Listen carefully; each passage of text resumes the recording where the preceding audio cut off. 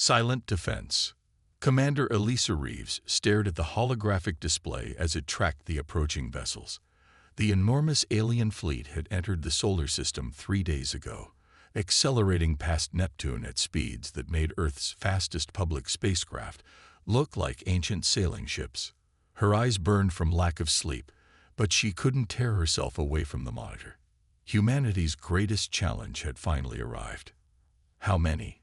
she asked, her voice steady despite the weight of the moment. Lieutenant Pavel Sokolov checked his readings. 237 vessels in the main fleet. Largest is approximately 12 kilometers in length. Energy signatures suggest weapons systems beyond anything we've officially developed.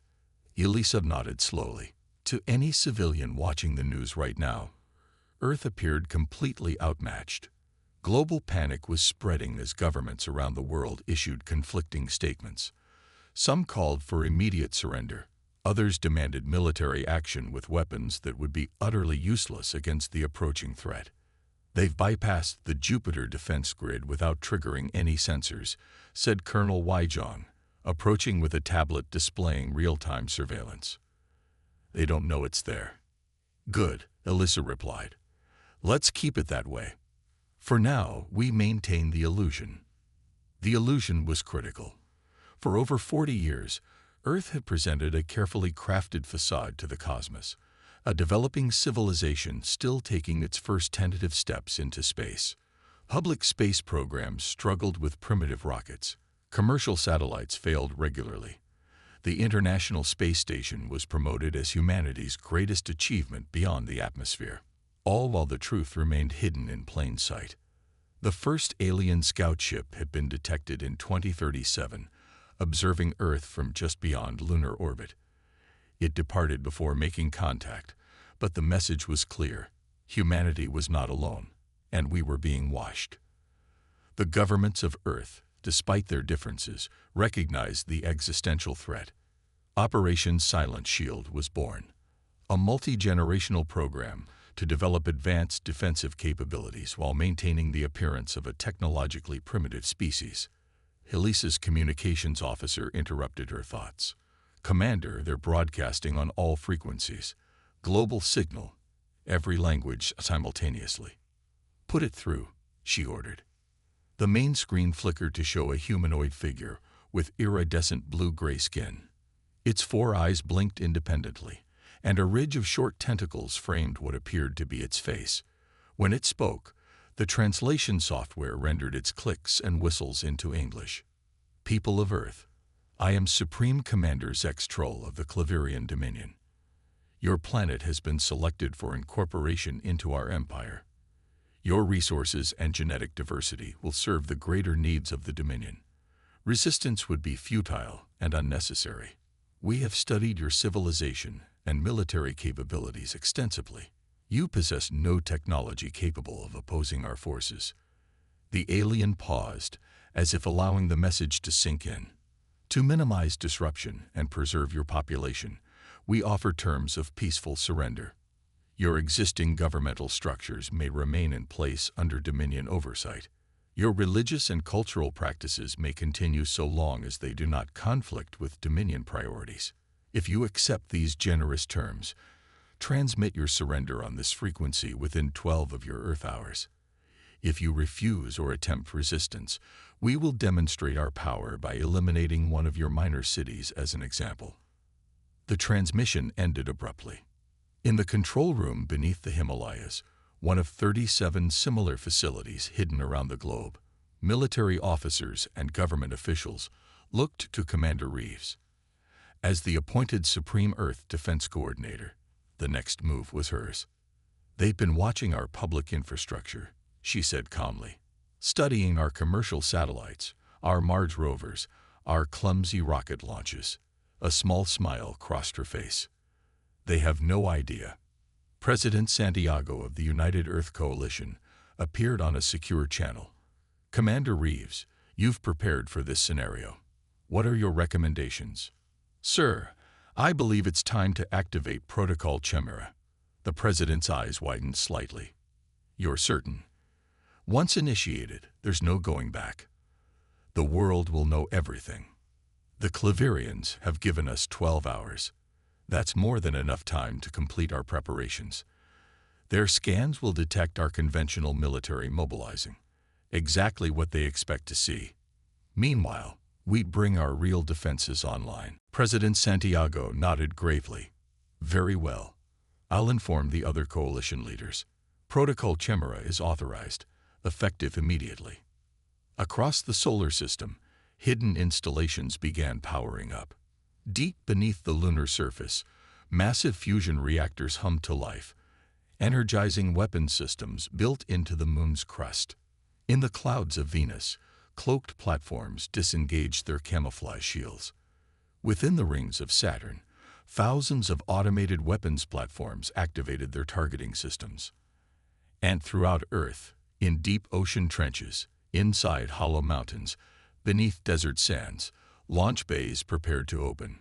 Captain Marcus Chen stood before his crew on the bridge of the EDS Retribution, Earth's largest battleship, hidden within a hollowed-out asteroid in the Kuiper Belt. "This is not a drill," he announced, his voice carrying to all 20,000 crew members through the ship's communication system. "The Claverian Dominion has arrived at Earth with hostile intent. We are activating Protocol Chimera. All hands to battle stations." The massive ship, nearly 5 kilometers in length, powered up its main systems. Around it, 300 similar vessels prepared for faster-than-light travel back to Earth. The Outer Defense Fleet represented just one arm of humanity's true military power that had been developed in absolute secrecy. Dr. Sofia Ramirez worked frantically in her laboratory beneath the Pacific Ocean. As Earth's leading xenolinguist and cryptographer, she had spent decades studying potential alien communication patterns. Now she was implementing the final touches on the virus she had designed to infiltrate and disrupt Claverian systems. Their transmission confirmed what we suspected about their communication protocols, she told her team. Their encryption is based on mathematical constants they believe are universal. They never considered that another species might deliberately use non-standard mathematics as a security measure. Lieutenant Commander Hikaru Tanaka nodded. "How long until the virus is ready?" 2 hours, Sofia replied. "Once deployed, it should disable their targeting systems and internal communications for approximately 18 minutes. That's our window." Meanwhile, in cities around the world, civilians stared at the sky with mounting dread. The Claverian ships had taken position in Earth orbit, their massive silhouettes visible even in daylight.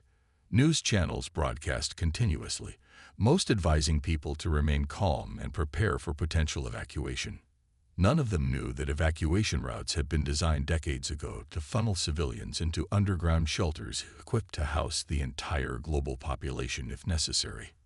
At the 8-hour mark, President Santiago addressed the world from the United Nations headquarters in New York. His speech was carefully crafted to send 2 distinct messages, one to the watching aliens and another to Earth's defense forces. Citizens of Earth, the appearance of the Claverian fleet represents a turning point in human history. For generations, we have looked to the stars and wondered if we were alone. Now we have our answer. He paused, his expression solemn. The terms offered by the Claverian Dominion have been considered by the United Council of Earth's nations. We recognize the vast technological gap between our civilizations. We acknowledge that conventional resistance would lead to unnecessary loss of life. Around the world, military personnel listening carefully noted his emphasis on the word conventional. Therefore, we ask all citizens to remain calm and comply with evacuation orders in coastal and major urban areas. These precautionary measures will ensure civilian safety while we continue diplomatic efforts. The governments of Earth will transmit our formal response to the Claverian fleet at the appointed deadline. The evacuation had already begun hours ago. Under the guise of standard emergency procedures, people were being directed to temporary shelters, many unaware they were entering vast underground complexes designed to withstand orbital bombardment. 2 hours before the deadline, Commander Reeves received confirmation that all silent shield installations were operational and awaiting her command. Humanity's true fleet, over 500,000 vessels ranging from small fighters to massive dreadnoughts, stood ready throughout the solar system, hidden from Claverian sensors by technology that had been perfected over decades. The Claverians are moving into attack formation, Lieutenant Sokolov reported. They're positioning vessels above major population centers. Energy readings suggest weapon systems powering up. They're not waiting for our answer, Colonel Zhang observed. They never intended to. Elisa replied calmly. The generous offer was just for show. They always planned to demonstrate their power regardless of our response. She straightened her uniform and took a deep breath. It's time. Begin Phase 1. Dr. Ramirez's virus was transmitted on a subspace frequency the Claverians believed impossible for primitive humans to access. It infiltrated their fleet's communication network instantly. On the alien vessels, confusion erupted as systems malfunctioned and contradictory orders appeared on command screens. The Supreme Commander of the Claverian fleet struggled to maintain order as his ship's systems flickered. "What is happening?" he demanded. "Unknown system failure, Commander," his technical officer responded. "Our defense grid is offline. Communications between vessels are compromised." "Impossible," Zextrol hissed. "These primitives have no technology capable of." He never finished the sentence. The view from his command deck suddenly filled with a sight no Claverian had expected to see. Earth's atmosphere opening in thousands of locations, revealing launch bays that had remained hidden for decades. From oceans, mountains, and deserts, advanced Earth vessels rose into the sky by the thousands. And this was just the beginning. Commander Reeves watched with grim satisfaction as the first phase of humanity's response unfolded. "The Claverians thought Earth was defenseless," she said quietly. "They're about to learn how wrong they were." Humanity unveiled. Supreme Commander Zextrol watched in disbelief as Earth's seemingly primitive exterior gave way to reveal the most sophisticated military response he had encountered in his 3 centuries of conquest. The orbital screens displayed thousands of Earth vessels rising through the atmosphere, sleek, advanced craft that bore no resemblance to the clumsy rockets his intelligence division had documented. "This is impossible," he hissed at his second-in-command. "Where did these vessels come from? How did our scouts miss this level of technology?" Before his officer could respond, another alert sounded. The sensor operator's voice trembled as he reported, "Commander, we're detecting massive energy signatures from the moon's dark side. Multiple installations activating. Wait, the moon's crust is opening." Hidden lunar bases that had been constructed beneath the surface over 3 decades revealed themselves as massive sections of the lunar crust slid apart. Enormous cannons emerged, their barrels already aligned with Claverian ships. The first volley from these lunar defense platforms struck with devastating precision, tearing through the shields of 2 Claverian destroyers as if they were made of paper. Across the solar system, humanity's carefully hidden military might emerged from decades of secrecy. From within the asteroid belt, 300 capital ships led by Captain Marcus Chen's EDS Retribution appeared suddenly, their quantum drives bringing them into perfect flanking position behind the Claverian fleet. "All weapons systems online," reported Captain Chen's tactical officer. "Target locks confirmed on 76 enemy vessels." Chen nodded calmly. "Fire when ready." The Retribution's main cannon, powered by a miniaturized star contained within the ship's core, released a beam of energy that cut through space and sliced a Claverian battlecruiser in half. The surrounding Earth ships followed suit, their coordinated attack creating a web of destructive force that the surprised Claverian vessels couldn't evade. From Saturn's rings, thousands of autonomous hunter-killers, drones the size of buses powered by fusion engines, accelerated toward Earth at speeds that would have torn apart any craft using conventional propulsion. They swarmed around the larger Claverian vessels, their energy blades cutting through hull plating designed to withstand meteor impacts. This was a trap, Zextrol realized too late. The humans knew we were coming. They'd been preparing for generations. In the command center beneath the Himalayas, Commander Reeves watched as Earth's defense network executed the battle plan she had helped design. A holographic display showed Claverian vessels surrounded on all sides, from Earth's atmosphere, from lunar bases, from the asteroid belt fleet, and from the swarms emerging from the outer planets. Phase 1 complete, Colonel Jong reported. Claverian fleet contained. Their communications remain compromised. Their weapons systems are operating at 30% efficiency. Casualty report, Elisa asked. Minimal. We've lost 12 fighters and 1 destroyer. The London Shield took damage protecting the city but remains operational. Civilian casualties are under 1,000, mostly those who refused evacuation. Lieutenant Sokolov looked up from his station. Commander, we're receiving a directed transmission from the Claverian flagship. They're requesting communication. Elisa straightened her uniform. Put it through. Supreme Commander Zextrol's face appeared on the main screen. His tentacles twitched with barely controlled rage. Who am I addressing? He demanded. Commander Elisa Reeves, Supreme Earth Defense Coordinator. I believe you're experiencing some unexpected difficulties with your invasion. Commander Zextrol. The alien's 4 eyes narrowed. You deceived us. Your broadcasts, your visible technology, all carefully crafted to hide your true capabilities. Yes, Elisa replied simply. For nearly 50 years, we've maintained the illusion of technological inferiority while preparing for this day. We detected your scout ships decades ago and understood what would follow. Impossible. Our stealth technology was impressive. Elisa interrupted, but not perfect.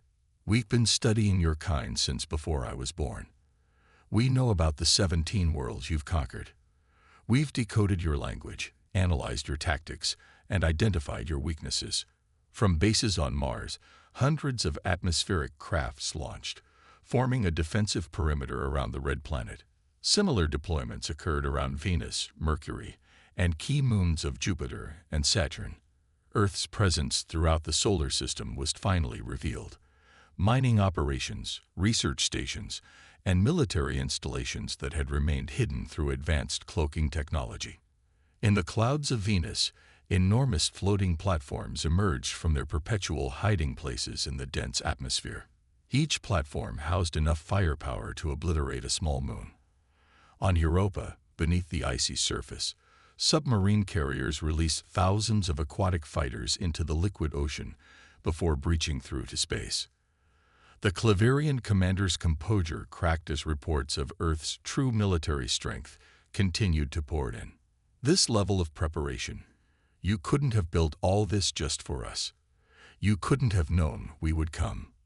We didn't know it would be the Claverian Dominion specifically, Elisa acknowledged. But we knew someone would come. The universe is vast, but resources are finite. Earth sits in a strategic position. We understood that eventually someone would try to take what we have. In low Earth orbit, the battle intensified. Earth's atmosphere rippled as massive energy shields activated, covering major population centers. When a desperate Claverian captain fired on Rio de Janeiro, the beam dispersed harmlessly against the shield. The return fire from ground-based installations reduced his ship to molten debris. You should never have come here, Elisa continued. But since you have, I'll offer you the same choice you gave us. Surrender now, and we'll allow your remaining ships to leave our system with minimal casualties. Refuse, and we will demonstrate why challenging humanity was your greatest mistake. To emphasize her point, a fleet of Earth vessels emerged from hyperspace behind the Claverian flagship, closing the final escape route. The human ships were arranged in perfect formation, their hulls gleaming with a material unknown to Claverian science. 500,000 warships now surrounded the invaders, weapons primed and targeting systems locked. From his position in the asteroid belt, Captain Chen watched the Claverian fleet's disorganized attempts to regroup. His tactical officer provided continuous updates as Earth's forces tightened their grip. They're attempting to establish a defensive sphere, the officer reported. Their remaining capital ships are moving to protect their flagship. Chen nodded. Predictable. They still think like conquerors, not like the conquered. He turned to his communications officer. Signal the Titan contingent. Execute flanking maneuver Beta 7. From Saturn's largest moon, another 300 Earth battleships appeared, their quantum drives allowing them to materialize directly within the Claverian formation. The enemy fleet was now completely surrounded, with no path of retreat. In cities around the world, civilians emerged from their shelters to witness the battle raging in the skies above. What they saw defied everything they had believed about humanity's place in the cosmos. Earth ships, advanced beyond anything publicly acknowledged, danced around the invaders with impossible grace. Energy weapons painted the sky with brilliance as Earth's hidden might was finally unleashed. Professor Ryota Tanaka stood with his university students on a rooftop in Tokyo, watching the battle with tears in his eyes. For 30 years, he had worked in a secret facility beneath Mount Fuji, helping develop the quantum targeting systems now being used against the Claverians. Never able to share his work, not even with his family, he had carried the burden of secrecy for a lifetime. It was all worth it, he whispered as Earth fighters executed maneuvers that seemed to bend the laws of physics. All the secrets, all the isolation, it was all for this moment. In orbit, Supreme Commander Zextrol faced the most difficult decision of his military career. His fleet, once considered invincible, had lost nearly 40% of its strength in less than an hour. Every attempt to regroup or counterattack was met with overwhelming force from multiple directions. The humans had clearly studied Claverian tactics and had prepared specific countermeasures for each standard maneuver. "What are your terms?" he finally asked, his voice hollow with defeat. Commander Reeves allowed herself a small smile. "You will surrender all military vessels. Your crews will be permitted to return to Claverian space aboard unarmed transport ships, under escort from our fleet. You will deliver a message to your leaders. Earth and its entire solar system are sovereign territory, protected by forces beyond your capacity to overcome. Any future aggression will be met with immediate and overwhelming response." She paused, letting the terms sink in. "Furthermore, you will provide complete data on all species and worlds currently under Claverian domination. We intend to verify your compliance and potentially offer assistance to those you've subjugated." Zextrol's tentacles writhed with indignation. "You would make demands of the Dominion. Do you understand what forces you provoke? We have conquered 17 worlds. We command resources beyond." 17 worlds is an impressive beginning," Elisa interrupted. "But while you were building your little empire, we were preparing for this moment. The choice is simple, Commander. Accept our terms, or we will destroy every Claverian vessel in this system, and then take our fleet to your homeworld to continue this conversation with your leaders directly." The threat was not idle. In the past hour, Earth's forces had demonstrated technology that the Claverian Dominion had believed theoretically impossible. The humans had clearly mastered faster-than-light travel, energy weapons of unprecedented power, and defensive systems that rendered conventional attacks useless. "I accept your terms," Zextrol finally responded, his voice barely audible. The battle ended as suddenly as it had begun. Earth vessels moved into position around the surrendering Claverian ships, escorting them to designated holding areas in high orbit. On the surface, civilians cheered as news of the victory spread. Government officials around the world began the delicate process of explaining to their citizens why they had been kept in the dark about humanity's true capabilities for generations. President Santiago addressed the United Nations Assembly, now expanded to include representatives from the colonies throughout the solar system that had remained hidden until today. "Fellow citizens of Earth and her colonies, today marks our emergence onto the galactic stage, not as victims or subjects, but as a force to be respected. The deception we maintained was necessary, not just to prepare for external threats, but to give our civilization time to mature, to develop the wisdom needed to wield the power we possess." In her command center, Commander Reeves watched the aftermath of humanity's first interstellar conflict. Reports flowed in from bases throughout the solar system, damage assessments, casualty figures, strategic evaluations. The victory had been overwhelming, but not without cost. "Commander," Lieutenant Sokolov said, approaching with a tablet. Preliminary interrogation of Claverian officers reveals something concerning. They were sent as an advance force by a larger coalition of species. The Claverians hoped to claim Earth quickly before their rivals could arrive. Elisa took the tablet, reviewing the intelligence with narrowed eyes. So this was just the beginning. Yes, ma'am. Based on their star charts, at least 3 other spacefaring empires have taken interest in our system. Colonel Zhang joined them, his expression grave. Should we recall the celebration announcements? The public is just learning the truth about our defenses. Elisa shook her head. No, let them celebrate tonight. They've earned it. Tomorrow we'll begin preparations for what comes next. She turned to face the holographic display of the solar system, now secured by humanity's revealed might. The Claverians thought Earth was defenseless until 500,000 warships darkened the skies.